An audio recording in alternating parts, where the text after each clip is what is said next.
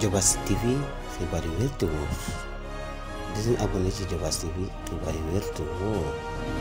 Copie des procès-verbaux et des extraits de délibération, des arrêtés d'approbation, ainsi que des conventions établies avec des promoteurs, avec les termes du village, en rapport avec les termes du village de Sangué.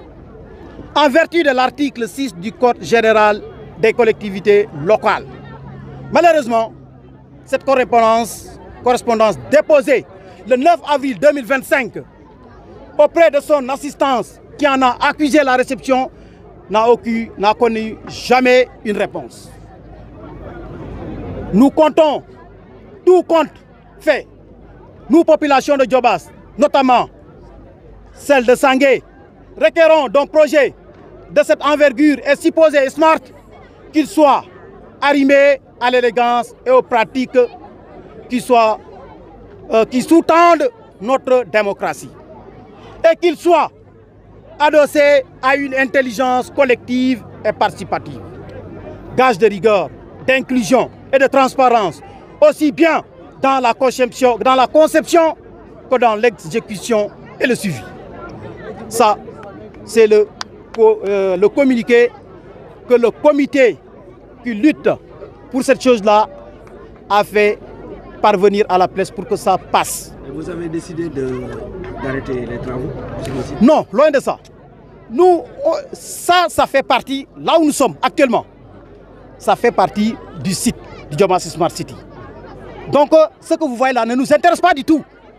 Nous, ce qui nous intéresse, c'est notre terre.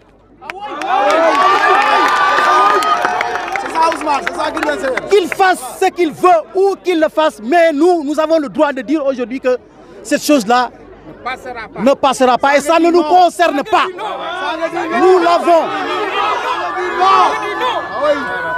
Nous l'avons attendu.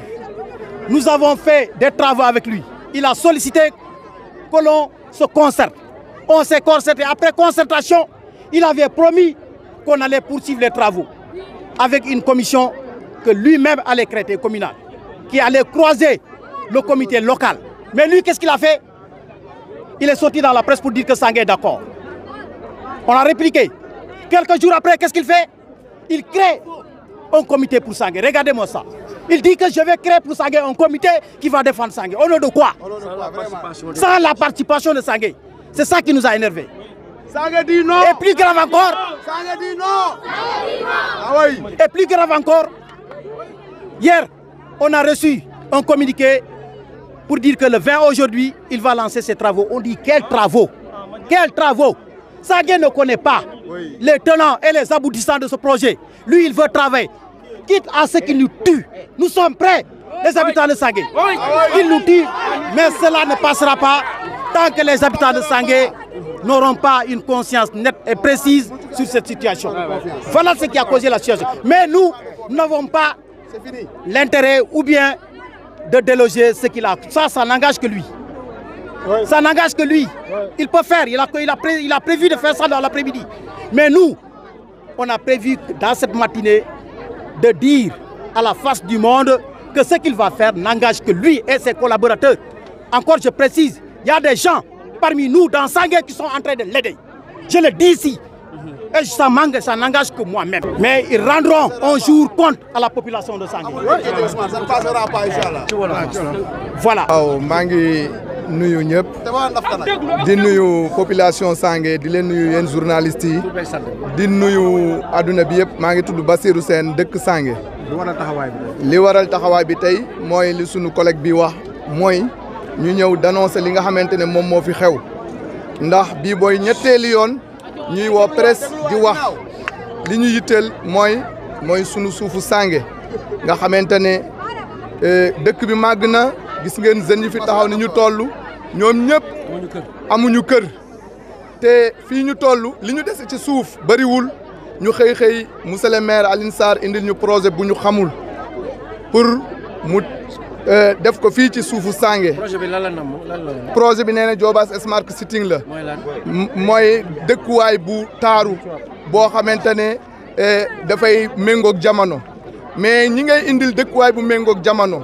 te fekk ñoom amuñu dëkkuwaay yooyu nga leen di indil te te indiloo leen lu leer mënuñu koo d'accord ndax projet bi daf ñu réer waxtaan nañu ak moom ñu tënk ay règle yoo xamante ne ci la ñuy xëy dox ci projet bi xam lan mooy projet bi la ñu waxoon ñu xëy ñu génn ci même pas 24 heures mu génn def ay koleem mu wax ne Sange d'accord nañu te Sange d'accorduñu loolu bokk ci li ñu gën a metti ñu xëy ñu déggaat mu ne tey jii le 20 day ñëw def lancement boo xamante ne mooy tàmbali ay liggéeyam fii ci sunu suufu Sange loolu nag moo tax tey jii ñu génn population Sange yëpp génn ñu wone ne lii nga xamante ne moom la ñu monsieur le maire Alioune Sarr di indil xamuñu ko d'accorduñu bëgguñu foofu la ñu taxawee xamuñu ko d'accorduñu bëgguñu ndax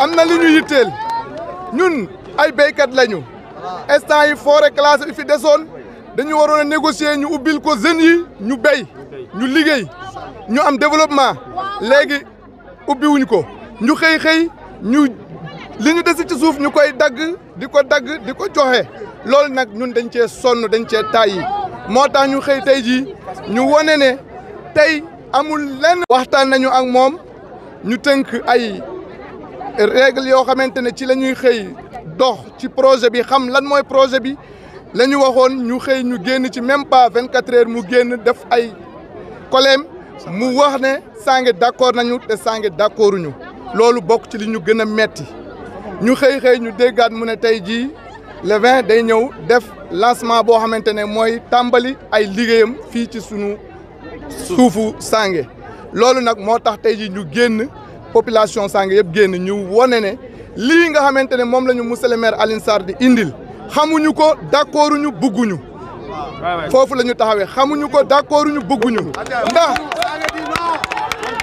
am na li ñu yitteel ñun ay béykat lañu instant yi forêt classée bi fi desoon dañu waroon a négocier ñu ubbil ko jeunes yi ñu béy ñu liggéey ñu am développement léegi ubbiwuñ ko ñu xëy ñu li ñu desi ci suuf ñu koy dagg di ko joxe loolu nag ñun dañ cee sonn dañ cee tàyyi moo tax ñu xëy tey jii ñu wone ne tey amul lenn loo xamante ne dinañ ko ci dellu gannaaw ci lii nga xamante ne moom la ñuy xeex ci sunu côté suuf bi loolu nag moo tax ñu woo leen fi tey jii ñu bëgg adduna bi yëpp Sénégal yëpp ñu bëgg adduna bi yëpp Sénégal yëpp dégg ñu lii ñuy ñaxtu dafa nekk loo xamante ñu jël sunu jeunes yi am nañu coopérative ñu béy fi sàmmkat yaa ngi fi amatuñu sax fu ñuy génne pour sàmm te yooyu la ñu wax ne mooy développer réew léegi bu ñu ñëwee ñu jël suuf soosu ñu jox ko ay dëkkuwaay yoo xamante ne xamuñ ñu koy dem fii ñu taxaw di Diobass city bi ñun dañoo xëyee ñu gis ko fi amul benn rendement ci population Diobass bi ñun ñii fi dëkkee amul ku ñu mën a citer ne am na fi kër. amul de te li ñuy waxoon ne moom li ñu waxoon ne dañoo waxoon ne ay logements sociaux la ñu logements sociaux yooyu tabax ci dëkku baadoola ñoom amuñu ci dara ba pare nga ñëw di ko jaayee 16 millions 18 millions est-ce que pour baadoola yooyu la ñu kon ñun daal ñun mënuñ pare nañu lépp lu bu ci bañul ñun duñu ko ci bañ. projet bi du fi taxaw Sange daal bugguñu yéen waa Sange ne dama leen di laaj ndax bëgg ngeen wala bëggu leen. bugguñu kon loolu moo nekkoon taxawaay yi. 332 hectares non. waaw suuf si dem na ci 332 hectares yoo xamante ne fii la nekk te moom sax bi ñuy waxtaan ak moom lim ñu citeel ne moom moo nekk ci suufu Sange bi ñu ko xoolee xëyma ko ëpp na loolu te ñun dañoo sonn ci moom dañoo tëjoog moom wax ak moom mu wor ñu ci kaddu ki ñu wor ci kaddu bis bu ñu ko joxee projet dinañu redni te loolu duñu ko d'accord. ngeen ci namoon ci suuf si li wut ak projet bi. suuf si li ci wute dañuy waxtaan ba ñu xool li nga xamante ne moom la ci jeune Sange yi bëgg nga xamante ne ay béykat taxaw nañu ay sàmmkat taxaw nañu am dëkkuwaay bi li ëpp ci jeune Sange amuñu kër te lii lañ defe suuf. ci loolu laa bëggoon yokk ci dëkkuwaay parce que mbir mi bañ koy waxtaan ñetti mbir la woon lii ci la bokkoon ak lotissement Ndunut ak alignement Sange pour l'instant fii xalaata ku guñ fi dëkk mais fa ñuy dëkk mooy ci alignement Sange ak lotissement Ndunut lañ yaakaar dëkk mais moom dafa seppi question yooyu yëpp mu tànn ci question bu ko neex muy Diobass Smart City mu ne nañ ci waxtaan ñu ne ko wax loolu bëgguñu ko parce que nit ñi dañoo war a dëkk am na ñu taxaw joxe nañ seen frais de bornage bu yàgg mënuñ leen jox kayit dañ bëgg léegi mu ñëw taxaw ci joxe kayit yooyu monsieur le président appel bii yaa ko moom kii daf ñu bëgg a jaay doole te ñun dañ la denk suñu réew mi yaa ëpp doole am nga sécurité lépp yaa ko yor kii nag yorul doole day yorul doole mais mënul dara ci ñun la preuve depuis démb mi ngi rasu ba tey gën na rasu ba xam naa Kër Saadaaro lay mujj loolu laa yaakaar mais ñi ngi woote ñëpp ñi nga xamante ne sekk nañ ci mbir mi à travers li dala ci président ba ci suuf mbir mi nañ ci wax mi ngi bëgg a ëpp te la ëpp tuur ñu ngi leen di jaajëfal ñëpp yéen ñi fi tey journaliste yi te ñuy am yaakaar ne kàddu yi dina yegg fa mu war a yegg. Diobass TV xibaar yu wér te wóor di leen abonné ci Diobass TV xibaar yu wér te wóor